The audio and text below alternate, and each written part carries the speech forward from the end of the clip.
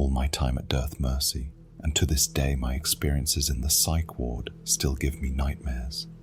I lay awake for hours, imagining myself back in that hallway of glass rooms, surrounded by people too dangerous to be with the general population, thinking that I was going to die right there in that corridor that was lit only with red emergency lights. I remember the crunching of glass as the, at the time, unknown entity walked towards me. I prayed to God right then, begging him and telling him that I don't want to die in this place. But it was after the glass rooms, in the dark rooms, that I prayed I would die. And the misery, the torment, the pain. It's been some time since I was trapped behind the warded door, sealed off from the main floor while Dr. Marsel tried everything she could to free me. I remember the day I met her. She told me that some of her patients had once done the same rotations as me, meaning that somewhere along the way they had lost their minds. I have to assume it was there in the rooms of glass and darkness. That day, when the door fell and trapped me in the glass rooms, I saw the look on Marzel's face. It was shock, then fear. She didn't know which patient had escaped yet, only that one of them had somehow broken through its glass cage. I bet she was hoping somehow it was just Jerry, the man haunted by the Mothman. But really, I didn't think for a second that a suicidal geriatric had the ability to break whatever these see-through cages were made of. The thing that walked up to me in that hallway was a man, like me, in every physical way. I saw myself walking through that dark hallway, walking barefoot over the bits and pieces of the remnants of a broken cell. The red lights cast angry shadows underneath it, me, when it was close enough that I could see every feature on its face. It spoke in my voice. "Are you a doctor?" it me asked. My eyes searched for any difference, any feature not perfectly matched, but from what I could see in that little bit of real light that came through the warded door, this thing was an exact copy of me. "No, I'm a nurse," I told the thing. It cocked its head sideways like a confused dog. "What is a nurse?" it asked simply. I'm a caregiver. I help the doctors treat patients. I make them comfortable, and when I can, I treat them too, I replied, answering in the simplest way I could think at the time. If this was an interview, I'm sure I would have thought of a dozen ways to explain what a nurse is. But there at that moment, the basics had to be enough. The thing seemed to process my reply for a moment before deciding that I was not a doctor. Me nodded understanding, then took a step closer to the warded door that separated us from the main floor. "I felt you," it said softly, "and I wanted to meet you. Could you get out whenever you wanted?" I asked. The thing that looked like me nodded, then looked back towards the hallway. "The others, they cannot. I do not intend to release them. Their minds are still broken, not destroyed, but broken." "Why did you want to meet me?" I asked nervously. "Your mind is cracked, expanding, not broken, not yet." "Is the doctor treating you?" it asked. I didn't say anything right away, didn't acknowledge it, didn't know what to say at all. The thing seemed to accept that and moved even closer to the door, causing me to step away. "Dr. Marsel," the thing said. I looked past it, into the main room to see Marsel wringing her hands together. "Enneman? Why did you escape your room?" she asked quickly. "Is this man your patient?" it asked. Marsel's eyes shot to me, then she shook her head. "No, he's a nurse that works with me, a student," she said. The thing slowly lifted one hand and pressed it to the warded glass. A gentle single crack was heard, causing Marsel to hold up her hands towards the two of us. "He's not yet," she said. The thing looked at me, nodded. "Only cracks for now," it said softly. Marsel nodded. I, completely confused and scared, looked from the thing she called Enneman to Marsel. "What does that mean?" What does he mean, cracks? I asked her. The copycat looked at me, then out towards Marzel. She took a hesitant step closer to us. Alec, on the wall is a small door that looks like a breaker box. Inside is a bag filled with white cloth. She told me. White cloth? Did you say white cloth? Why? I asked quickly, thinking back to the infectious disease that had caused 2 other nurses' mouths to split at the seams and the patient to barely survive. I pulled at my scrubs that were made of white cloth material and searched them in the low light. My scrubs, they're normal. They look normal. Nothing's infected me, I shouted to her. She didn't respond to that. She only said, "Take the white cloth, Alec. Press it to your forehead." The copycat named Enimin watched me as I slowly moved around it and to the wall. I opened the small door and removed the bag. Inside were several things for first aid, among them a small pile of white cloth. With shaking hands, I grabbed one from the pile and pressed it to my forehead while returning to the warded door. After just a moment, I removed the cloth and checked it. Marzel also took a step closer to see through the door. The cloth had a single black line across it. I pressed it to the glass containment door. "What does that mean?" I demanded. "Am I infected with something?" "Alec, calm down, it's only cracks," she said softly. "What does that mean?" I shouted. "Am I infected?" A million possibilities attacked my mind. I saw myself covered in that black nail-eating fungus. I saw myself screaming as my face peeled up around my head. I saw horrible scenarios playing out in my mind. She nodded, and I felt my heart double beat. With what?" I asked, weakness in my voice and in my knees as I felt the urge to go limp. "Madness. But it's just a little bit. Treatable, I swear it," she explained. "The way you reacted to Scott. The outburst you caused Jerry. The way Lena gravitates to you. I suspected it." Before she could go on, Enimin pressed a hand to the glass, and as if it was a switch, the containment door was no longer transparent. It was black. I didn't hear it, but apparently Marzel cried out for me when this happened. Then the lights flickered on, replacing the red hue with a soft, normal glow. Enimin turned to face the long hallway. Me began to walk forwards, and without anything else I could do, I followed. The copycat walked slow, walked past the first 2 glass rooms that were empty, and stopped on the third, where Jerry stood in the center of the room. His back was towards us, and for some reason the entire opposite wall was covered in darkness. Enimin stopped and stared inside. "This man has madness," he explained, as if we were in a gallery, and maybe we were from a creature that existed before the world, a creature called Mothman, but it is neither moth nor man, of course. He stepped closer to the glass, hoping to see what Jerry was looking at, and for a second I thought I saw an outline of a towering thing with wings tucked behind it, and the faintest glow of red eyes. Then nothing. It was all so faint that I was sure I had imagined it. Before light, there was only darkness. When the light was birthed, all manner of beings fled it, or it frightened them, while others were dazzled by its brilliance. That is how the Mothman came to this world. It has latched onto this man. He cannot be saved.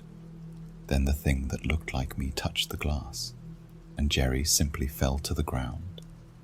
Red eyes flashed brightly on the wall he had been staring at, and at once the blackness that covered the wall moved. The towering figure stepped out of it, dragging the blackness behind it like it was a cape. The newly visible creature howled and screamed and slammed its face into the glass. I stepped back out of fear, while Enimin again cocked his head to the side. The creature howled once more and braced itself to charge forward. Enimin tapped the glass once, and as the creature dove towards the glass that separated us, before it could hit it, the thing was simply gone, removed, leaving only a glass room with a corpse in the middle. Enimin turned to me, It will sleep, then find another, never truly gone. He turned and continued down the hall to the next room. I can't even describe what it felt like as I walked side by side with something that looked like me, only naked. We walked room to room, and each time Enemin would stop and explain the thing inside, a tour guide walking me through a museum of horrors. Some he would calmly say could be saved, and we moved on. Others, just as calmly, he would kill with the tap of his finger on the glass. We walked and walked, each room the same, but massively different than the last. Each person inside was hurt by some outside force of evil. Some were asleep, some were pacing, some merely stared back at us through the glass. The list maker, the daughter, on and on, we visited them while Enemin judged if they were beyond fixing or not. After maybe a dozen rooms, we stopped at a man that was older, dark complexion, grizzled hair, and very prominent features that gave him the appearance of a caveman. He noticed me, then looked to Enemin. "Ah, the judge," he said flatly. "I'm afraid you'll get no joy from me." "Continue your work," the strange man said. His tone was a little bored. Enemin studied the man for some time, then turned to me. This man was the first human to hear an elder god speak. He was the first of your kind to know madness, true madness, and for that, I cannot judge him. The man looked at me. "You've got it." He looked me up and down. "No, just a little bit." "What are you waiting for?"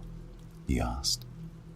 I wanted to say I'm not mad, I'm not crazy, but there I was, talking to a man that talked to a god, and walking side by side with a copycat that had just killed more than half the patients in the glass room without touching them.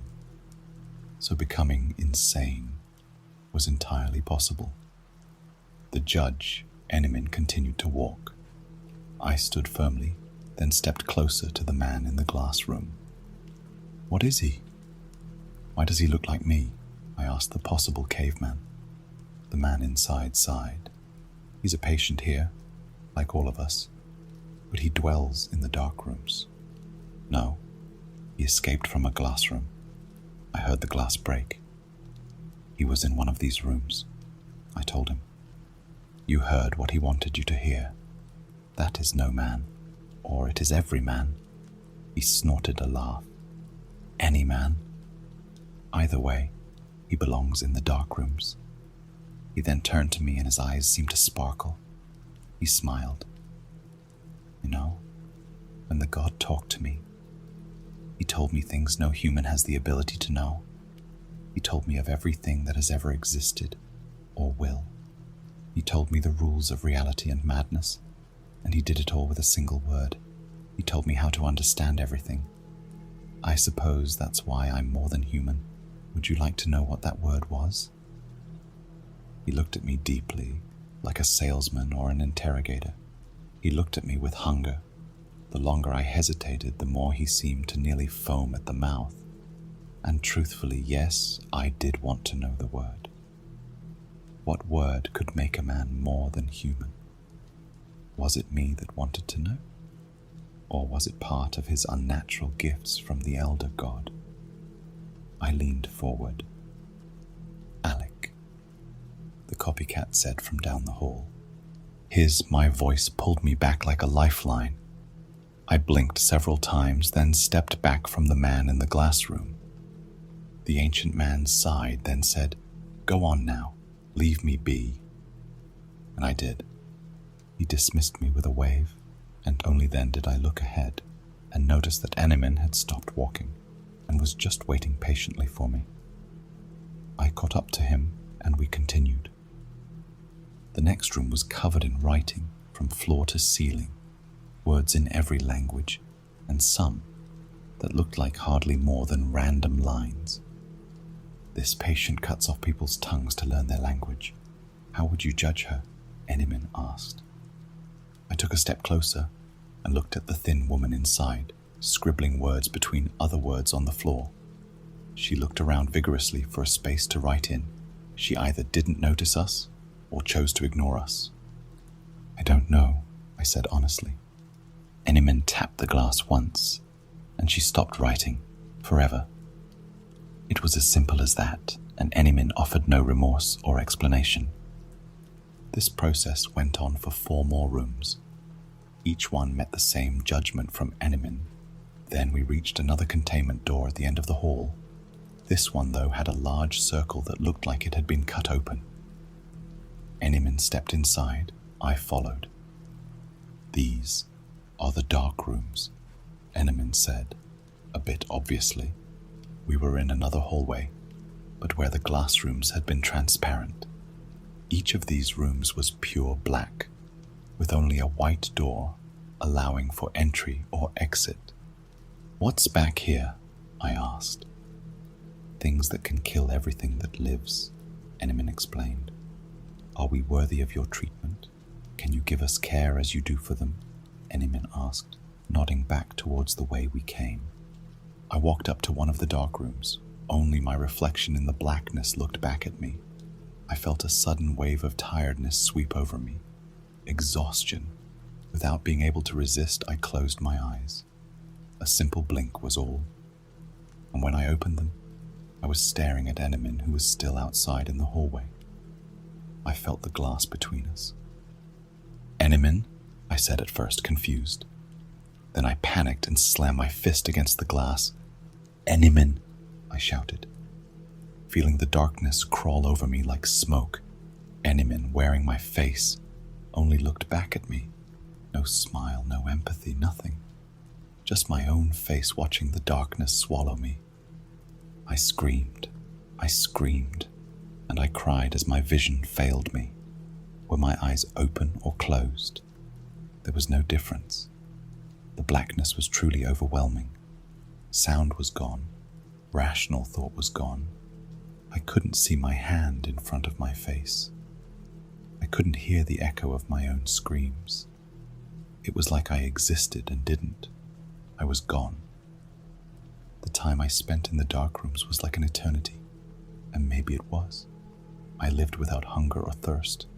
I slept for minutes, days, maybe even years.